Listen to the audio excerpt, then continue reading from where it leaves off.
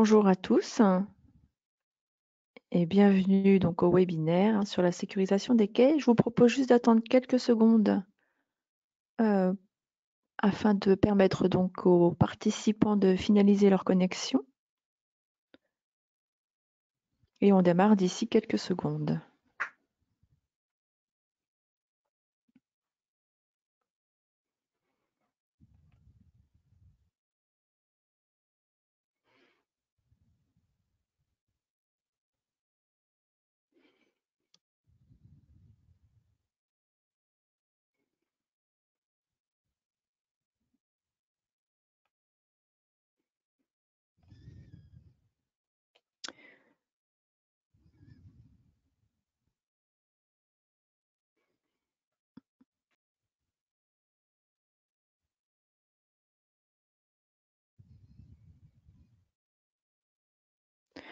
Bon, je vous propose qu'on démarre ce webinaire, donc étant donné que c'est déjà donc sur un format court, puisqu'on va vous proposer donc la thématique de la sécurisation des quais donc sur un format d'une demi-heure. Donc environ 20 minutes de présentation et puis on trouve intéressant d'accorder quand même 10 minutes de questions-réponses. Et puis bien entendu, si on n'a pas le temps de répondre à toutes les questions, on y répondra ultérieurement par mail sans aucun souci. Donc ce webinaire sur la sécurisation des quais va vous être présenté par Olivier Crémachy, donc, que vous voyez à l'écran, et moi-même, donc Béatrice Guillon. Donc avant de commencer, juste quelques éléments donc sur les principales fonctionnalités de l'outil. Donc vous avez ici la flèche pour agrandir ou réduire la fenêtre. Ce petit icône pour afficher le webinaire donc en plein écran ou en fenêtre. Vous avez possibilité ici d'attirer notre attention donc en levant la main. Pour les questions, donc comme je vous le disais juste avant, donc c'est dans le module questions chat où vous avez donc la liberté de poser vos questions, auxquelles donc nous répondrons en fin de webinaire et ultérieurement pour les questions auxquelles nous n'aurions pas le temps de répondre. Et puis ici, bien entendu, donc la petite croix pour fermer le webinaire. S'il y a des personnes qui ont des problèmes de son, vous avez possibilité de composer ce numéro. Donc 03 173 443 207 pour nous rejoindre via l'audio du coup. Donc voilà, je laisse juste quelques secondes au cas où que certaines personnes d'entre vous donc soient concernées par des problèmes de son. Donc voilà. Vous pouvez toujours dans le chat informer et auquel cas donc mon collègue vous répondra et vous remettra du coup les codes d'accès au besoin.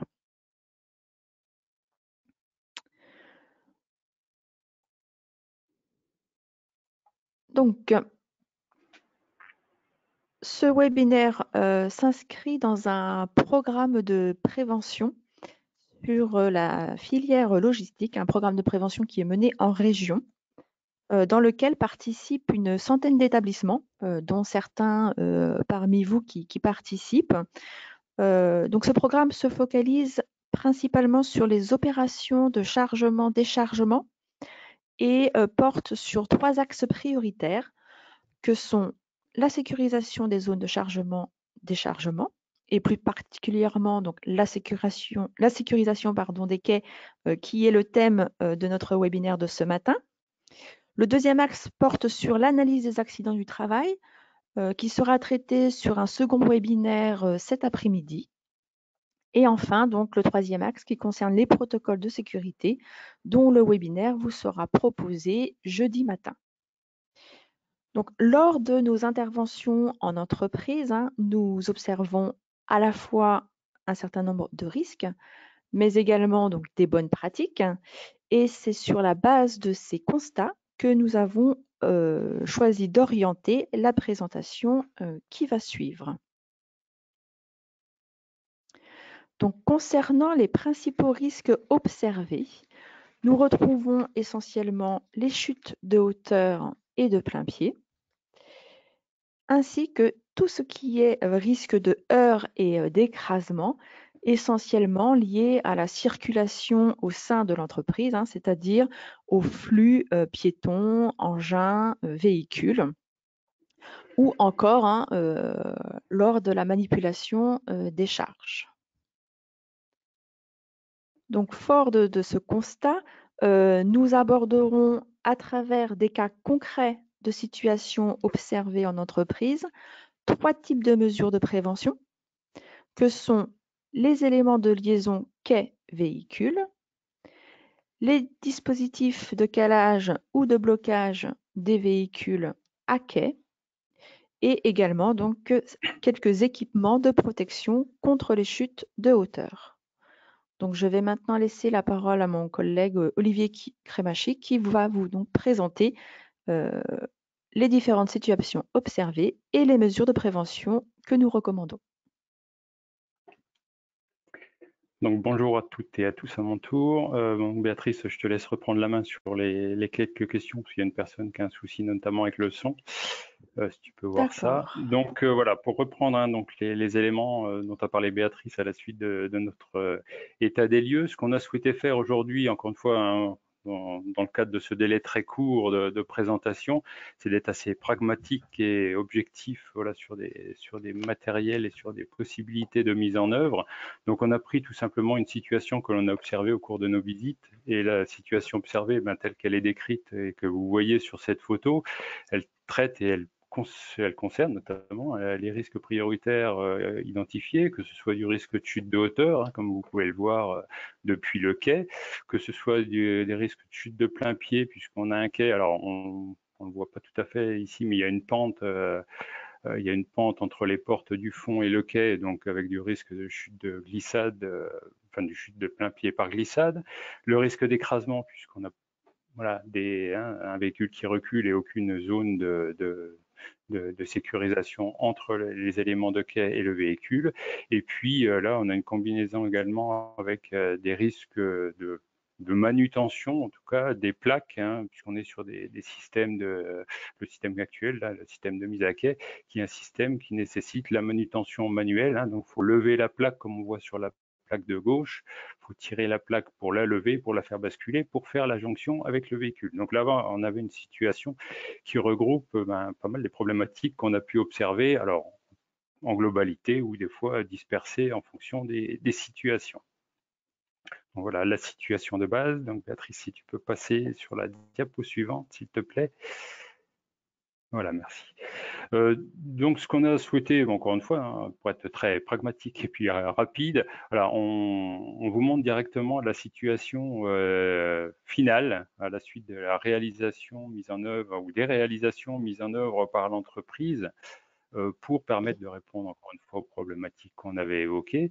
Les répondre en totalité, c'est quand même l'idéal. Donc là, une entreprise a mis en œuvre, alors c'est une des possibilités, on verra après hein, qu'il y en a d'autres, mais là, c'en est une, un élément de liaison motorisé. Encore une fois, là, on est quand même sur des problématiques où on avait beaucoup de manipulation, enfin beaucoup d'utilisation au cours de la journée. Donc, le fait de manipuler manuellement ce type d'élément est quand même contraignant. Donc, de passer par un système motorisé. Donc là, on est sur un système motorisé électrique, hein, c'est-à-dire un vérin électrique qui manœuvre la plaque de liaison.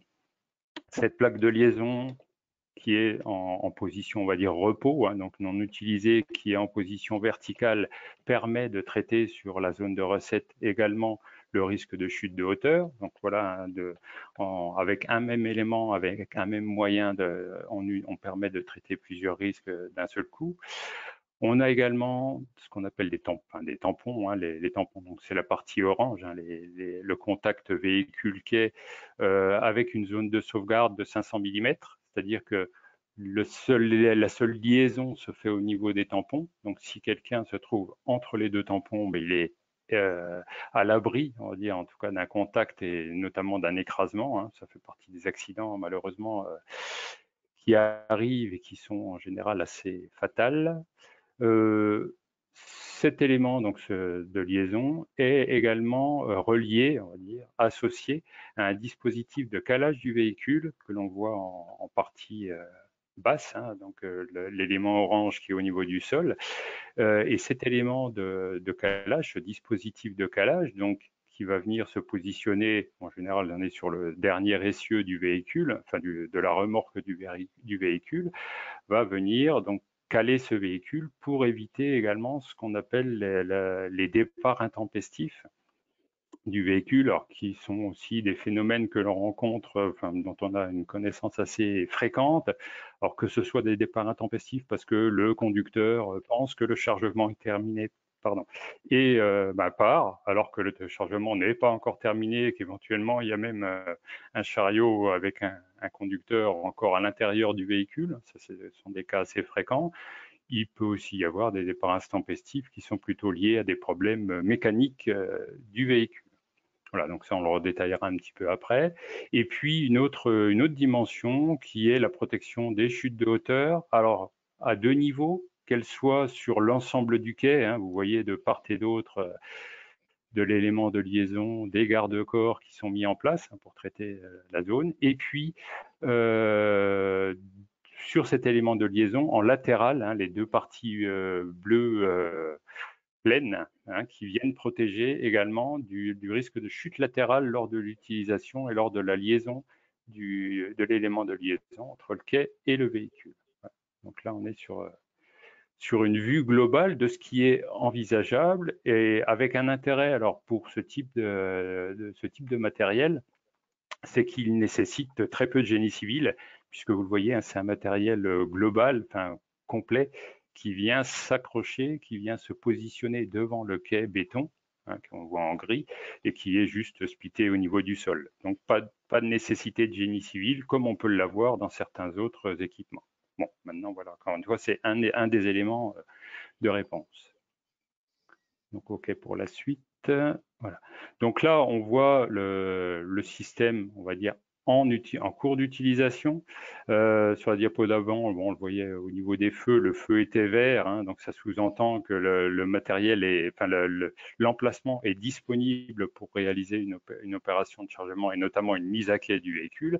Et là, donc, on est sur une photo donc, où la cale pardon, a été mise sur le véhicule. Donc, il y a une détection de présence effective du véhicule hein, par une information fournie par la cale. Le quai, donc le voyant en tout cas, passe au rouge pour informer donc les conducteurs que l'opération de chargement est en cours. Voilà. Et donc la cale, hein, donc je vous disais, il y a un contact, en tout cas une information qui est fournie par la cale, comme quoi donc il y a bien un véhicule en place. Et cette information est également utilisée pour autoriser la manœuvre de la plaque ou du pont de liaison. Hein, c'est-à-dire que sans cette information, le pont de liaison n'est pas manœuvrable de façon motorisée. Voilà. Donc encore une fois, ça permet de traiter plusieurs risques en même temps, et le risque de chute de hauteur et le risque d'écrasement, puisque voilà, on arrive à traiter toutes ces informations par l'information de la cale. Okay, voilà, donc là on a la même photo, on va dire, mais de l'autre côté, où là on voit sur le tableau de commande un voyant vert, donc voyant vert qui signifie que les opérations de chargement donc par le personnel de l'entreprise peuvent être effectuées en sécurité. On a bien la détection du véhicule et puis le matériel qui est descendu. Dans le cas inverse, hein, c'est-à-dire que quand il n'y a aucun véhicule à quai et qu'il n'y a pas de détection de véhicule à quai, le voyant est rouge. Au même titre, si pour X raison quelqu'un venait à enlever la cale pendant qu'on est dans cette configuration, il y a une alarme sonore et visuelle qui alerte comme quoi voilà, il y a quelque chose d'anormal et notamment voilà, que la cale n'est plus en position. On peut voir également sur cette photo, voilà, on a un autre angle qui est donné, un élément qu'on n'a pas forcément évoqué, mais qui peut être quand même intéressant dans le cadre de la réflexion ou de l'amélioration des quais, c'est également la protection contre les intempéries, puisqu'on voit ici, enfin, notamment la pluie ou la neige, hein, il y a un haut vent qui a été installé également pour protéger les opérations et notamment l'opérateur qui fait ces opérations. On voit également en complément, ce qui est aussi intéressant quand on est notamment dans les périodes, alors soit le matin ou le soir, et en fonction des périodes, quand on a très peu de luminosité, on a un éclairage additionnel qui est positionné sous le haut-vent et qui va venir éclairer toute la zone de chargement, déchargement du véhicule. Encore une fois, on rentre dans des zones, quand on est dans la remorque, où on n'a pas forcément un éclairage suffisant. Également, et voilà, comme ça, c'est la partie que vous voyez en vert au niveau du revêtement de sol. Donc, il y a un revêtement de sol antidérapant qui a été associé à la réfection et notamment qui était vraiment très nécessaire sur la partie la plus pentue pour éviter quand même des glissades avec les engins en plus.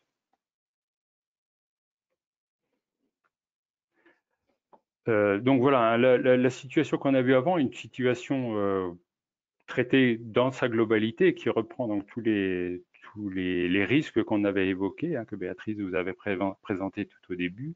Donc là, on a souhaité aussi vous faire part d'autres systèmes, alors qui sont, on va dire, avec des fonctionnalités similaires, mais qui sont différents. On a un type de cale qui se situe donc sur la partie gauche, où là, on va être sur une cale alors, un peu plus sécurisée, puisqu'en fait, elle est sur un système de crémaillère qui est fixé au sol et qui va créer un double blocage de la cale, donc qui vraiment lie, je dirais presque supprime complètement le risque de départ intempestif, ou en tout cas d'embarquer la cale. C'est des cas qui peuvent arriver également. Et puis sur la partie droite, là, on est plus ce qu'on va appeler un système de blocage. Donc on a carrément tout un système donc qui vient coulisser, en fait, accompagner le recul du véhicule et qui le bloque en position. Donc c'est enfin, on va dire la tige quelque part qui vient en contact du pneu arrière et là qui vient bloquer le véhicule une fois qu'il est mis à quai. Donc pareil, avec toujours pareil, le système d'information pour autoriser les manœuvres du quai par ailleurs, de l'élément de liaison.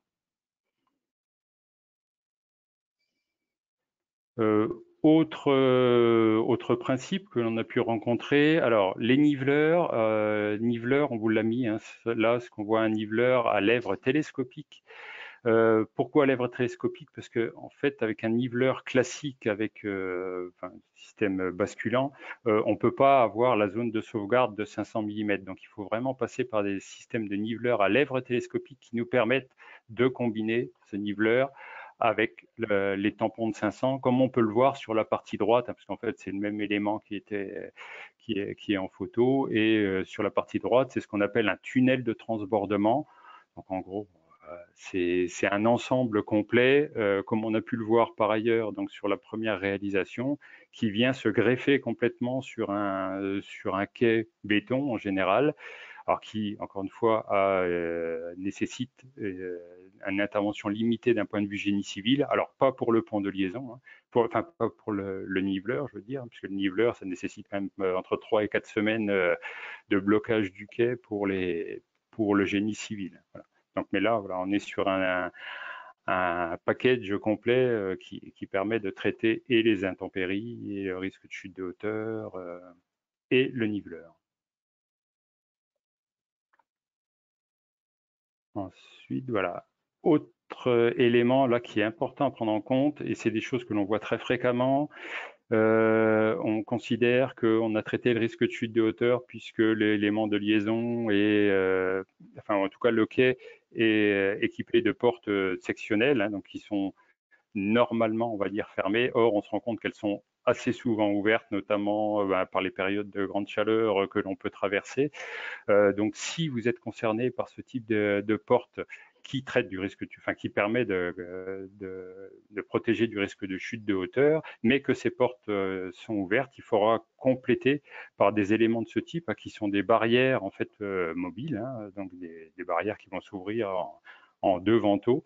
Et dans ce cas-là, la protection du risque de chute de hauteur et l'asservissement de l'information CAL pour l'utilisation de ces portes donc sera faite sur ces portes. C'est-à-dire qu'il faudra qu'on ait l'information comme quoi un véhicule est bien à quai et que cette information autorise l'ouverture de ces portes, enfin de ces barrières pour traiter du risque de chute de hauteur. Voilà, donc il y aura éventuellement une double combinaison d'asservissement, soit au niveau des portes et éventuellement portes plus éléments de liaison. Comme on voit ici, dans ce cas-là, c'est un pont niveleur. En tout cas, bien prendre en compte cette problématique du risque de chute de hauteur. Tu peux y aller, c'est bon. Et puis après, voilà, on a souhaité mettre un petit peu en avant des choses que l'on ne veut pas voir, hein, pour plein de raisons, que ce soit les risques liés à la manutention, les risques. En fait, ce sont des éléments qui ne permettent de traiter aucun des risques que l'on a évoqués. Donc sur la partie gauche, ce qu'on appelle une plaque mobile. Sur la partie droite, alors là, on a un empilage de choses que l'on ne souhaite pas voir, hein, puisqu'on a et une plaque mobile qui vient reposer sur un haillon élévateur. Un haillon élévateur n'est pas un élément de liaison pour faire les déchargements quai véhicule. Voilà, c'est un élément pour faire des déchargements à la verticale, c'est-à-dire qu'on pose le matériel sur le haillon élévateur et on le descend au niveau du sol.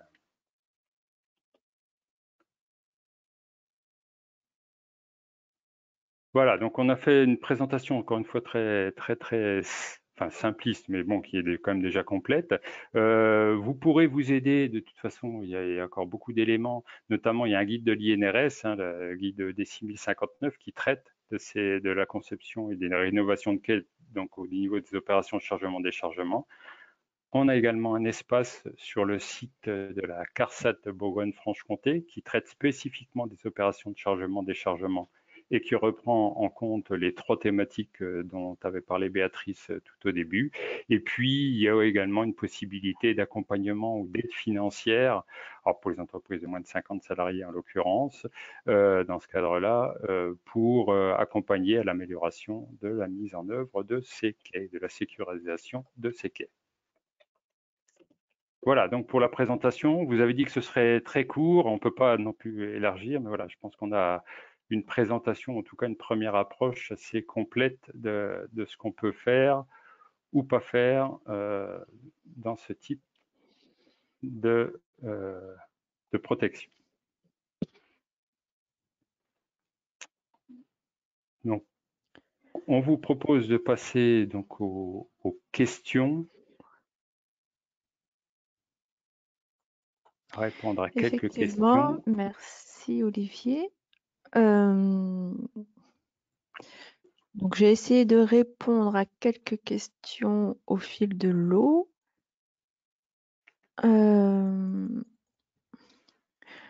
Donc notamment une question, hein, sur la présentation, est-ce que le chauffeur peut partir avant même que le chargement, soit terminé?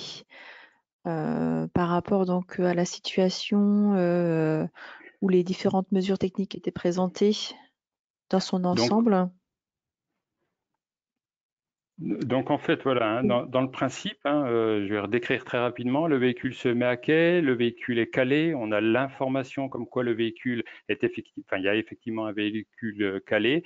À partir de ce moment-là, on va avoir toutes les autorisations nécessaires pour manœuvrer le matériel, hein, donc faire la liaison entre le véhicule et le quai, faire les opérations de chargement et à l'inverse, pour autoriser le véhicule à repartir, il faudra qu'on revienne dans la situation initiale, c'est-à-dire que l'élément de liaison soit revenu dans sa position initiale. Donc, si on reprend la photo, enfin, l'exemple qu'on avait donné, c'est-à-dire le pont de liaison sera relevé. Et à partir de ce moment-là, donc, on pourra enlever la cale du véhicule et le véhicule part. Si le véhicule Enfin, si on n'est pas dans une position initiale et que le chauffeur décide d'enlever la cale, il y aura une alarme qui va se déclencher pour signifier et signaler aux autres opérateurs qu'il y a quelque chose d'anormal qui se passe. Après, bon, si le chauffeur veut démarrer alors que la cale est toujours là, bon, la cale doit faire office de blocage à ce niveau-là. Donc on a une autre question. Allons-nous avoir une attestation de participation? Non. Il n'est pas prévu que vous ayez une attestation de participation. Vous avez toujours possibilité de faire un imprimé écran, hein. Vous, de votre côté, si vous avez besoin d'une attestation de votre participation, mais ce n'est pas prévu dans le cas précis. Une question sur peut-on utiliser une plaque mobile en complément? Alors là, il y a la suite. Exemple pour les containers de type reefer. Alors, je suis pas sûre de bien comprendre Euh, l'utilité de la plaque mobile en complément. En complément de quoi, si vous pouvez préciser, étant donné que si vous avez un élément de liaison suffisamment large, qui permettent justement de ne pas avoir d'écart entre le container et le quai, En je complément d'un vois releveur, pas moi je sais trop pas, faudrait qu'on l'utilité voit. Alors ce qu'on vous propose, Monsieur ouais. Lavaux, c'est qu'on on reprendra contact avec vous pour essayer d'avoir des éléments un peu plus précis de la situation pour vous, pour vous guider du mieux possible, et puis voilà, qu'on puisse échanger plus spécifiquement. Oui. Alors pour le haillon élévateur, oui, c'est vraiment à proscrire. On n'est pas sur des éléments qui sont conçus pour faire du déchargement de ce type-là, hein. Et ça nécessite justement, hein, si vous êtes concerné par ce type de véhicule, alors là on va rebondir un petit peu sur un des éléments qui seront abordés jeudi, puisqu'on fait un webinaire jeudi sur les protocoles de sécurité. En gros, c'est de dire quelles sont les situations, les conditions dans lesquelles on peut travailler en sécurité. Donc si vous avez des véhicules avec haillons, et on va parler de haillons rabattables, hein, c'est-à-dire les haillons qui se referment sur les portes du véhicule, pour ce type de véhicule qui doit se mettre à quai, il faut que les quais soient équipés de ce qu'on appelle des fosses à haillons, c'est-à-dire que le haillon puisse être déployé donc au niveau du sol et rentrer dans cette fosse pour permettre la liaison de la caisse, donc de la remorque du véhicule, avec l'élément de liaison. Mais les haillons élévateurs ne sont pas des éléments conçus pour du déplacement transversal jusqu'au quai. Même si on va être très clair, ce sont des choses que l'on voit très fréquemment, trop fréquemment. Une entreprise privée de moins de 50 salariés a aussi le droit aux aides. Alors effectivement, l'aide financière, subvention prévention TPE, hein, appelée opération chargement-déchargement plus sûr, est à destination des entreprises dont l'effectif national, et je précise bien l'effectif national, est inférieur à 50 salariés. Donc effectivement, si vous répondez aux différents critères administratifs d'éligibilité, hein, parce qu'au-delà des effectifs, il y a d'autres critères administratifs comme être à jour de ses cotisations URSSAF ou des choses comme ça qui doivent être prises en compte. Donc si vous avez une demande à faire, hein, voilà, vous avez un outil en ligne de demande d'aide financière donc sur le site de la CARSAT. Pour faire votre demande et donc votre dossier sera suivi en fonction des différents éléments que vous y déposerez. Et une réponse de toute façon vous sera apportée, qu'elle soit positive ou négative en fonction encore une fois des éléments. Alors ensuite, je vois sur la distance de sécurité de 500 mm, gros, est-ce que c'est lié à la réglementation? Alors la réglementation, ce qui est réglementaire, c'est de mettre en œuvre les mesures pour traiter les risques auxquels vous pouvez être exposé. Donc le risque d'écrasement entre un quai et un véhicule est quelque chose d'effectif quelque part, hein. Donc ça veut dire que c'est quelque chose que l'on doit traiter. Alors les 500 mm, c'est une zone, ce qu'on appelle de sauvegarde, où on estime que voilà, quelqu'un qui est dans cette zone-là ne risque pas le contact, d'être écrasé entre le quai et le véhicule. Après, voilà, si c'est 550, c'est très bien. Si c'est 300, ça suffira pas, puisque si je suis de biais 300, le risque d'écrasement est prévu. Mais on n'est pas, c'est toujours gênant. Voilà, cette notion de réglementaire. Il y a pas, faut pas toujours répondre par rapport à du réglementaire purement dit, mais c'est vraiment par rapport à l'approche prévention et à cette obligation de traiter les risques auxquels vous pouvez être exposé en l'occurrence. Les Une autre systèmes de question. calage sans fil. Ah, Ah ben, pardon, vas-y, je t'en prie. ah bah, vas-y, tu as commencé. Donc les systèmes de calage sans fil, effectivement, ça existe. Donc problème de maintenance avec les fils, oui, c'est aussi des choses qui sont connues. Et puis après, je réponds aussi à la troisième question. Qui met en place la cale, bah, tout dépend de l'organisation qui est prévue en interne, mais en général, c'est quand même le conducteur qui met son véhicule à quai et qui prépare et qui met voilà, en conditions sécurisées, donc avec la cale qui est à disposition.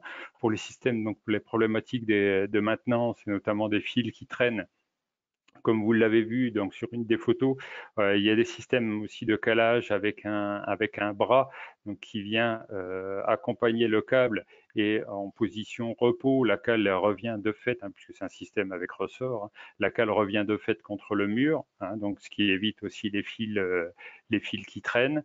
Après, sur le système sans fil, bon, on a quelques expériences avec, alors, je ne connais pas tous les systèmes non plus indéfiniment, mais quelques expériences avec des problématiques quand même de transfert d'informations.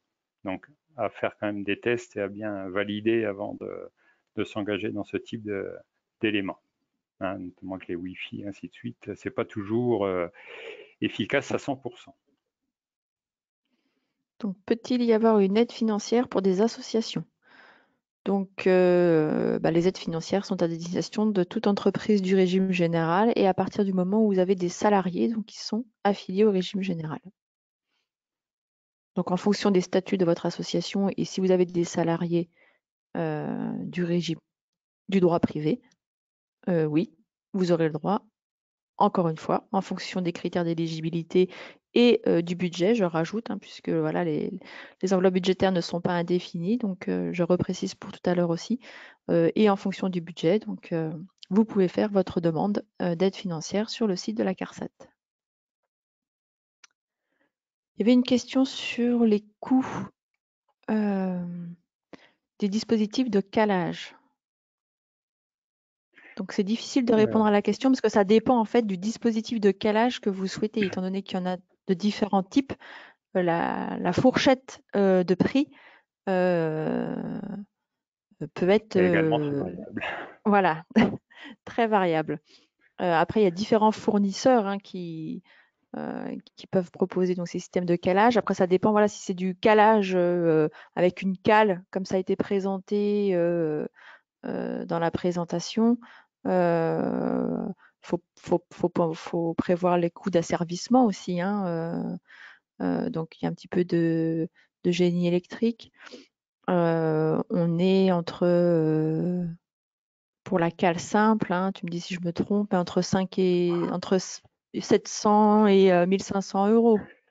Voilà, ouais, sur une cale simple. Après, Mhm. on peut avoir des cales, moi, celle qu'on vous montrait sur la photo, donc qui est avec une plaque au sol, hein, donc avec un double crantage.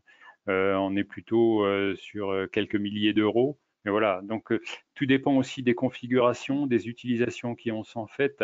Donc c'est pour ça, c'est vraiment très délicat de se positionner sur des prix. Ça dépend du nombre aussi de quais. Hein. Donc là, après, c'est le côté commercial aussi qui va jouer. Euh, c'est assez délicat de se positionner. Mais Mm. oui, on va dire aux alentours de 1000 euros sur des cales simples, ça paraît tout à fait jouable, voire moins. Une autre question sur les aides financières, elles sont propres à la CARSAT BFC? Oui, elles sont propres à la CARSAT Bourgogne-Franche-Comté puisque c'est une subvention régionale. Donc effectivement, seuls les établissements de Bourgogne-Franche-Comté sont éligibles à cette aide.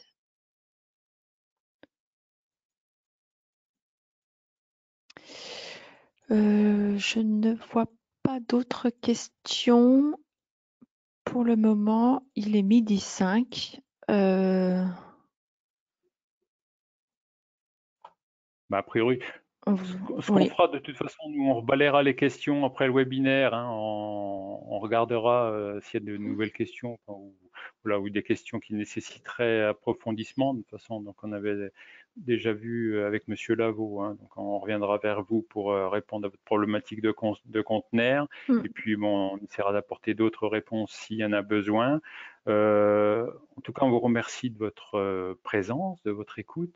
Donc ce webinaire, de toute façon, il est enregistré, donc on vous le remettra à disposition, il n'y a pas de souci. Oui. Et puis, donc on va y mettre un terme, et juste à la fermeture du webinaire, vous verrez apparaître, il y a deux petites questions, une petite enquête, hein, en fait, par rapport à ce webinaire et puis un petit peu au mode de fonctionnement.